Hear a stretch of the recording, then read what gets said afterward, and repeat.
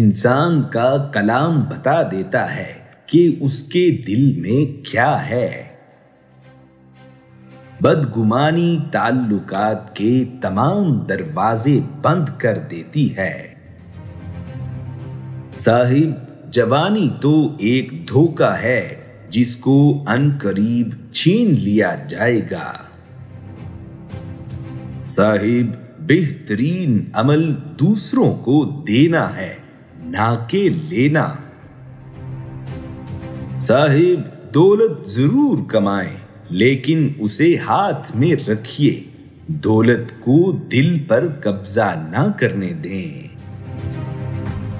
صاحب، حیرت ہوتی ہے اس شخص پر جو دوسروں میں عیب نکالتا پھرے لیکن اپنے عیبوں سے غافل رہے۔ لالچی شخص کی بات خوشامد اور خود غرضی سے خالی نہیں ہوتی۔ لالچی شخص کے لیے سچ بولنا ناممکن ہے۔ انسان کا سب سے بڑا کارنامہ یہ ہے کہ وہ اپنی زبان اور دل کو قابو میں رکھے۔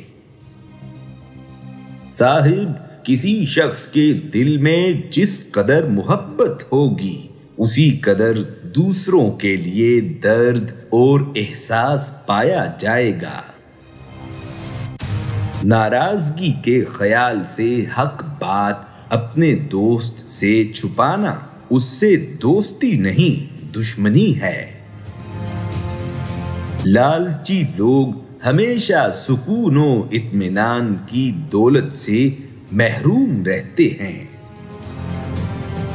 نادان کے لیے خاموشی سے بڑھ کر کوئی چیز بہتر نہیں، لیکن اگر وہ یہ بات جان لیتا تو نادان نہ رہتا۔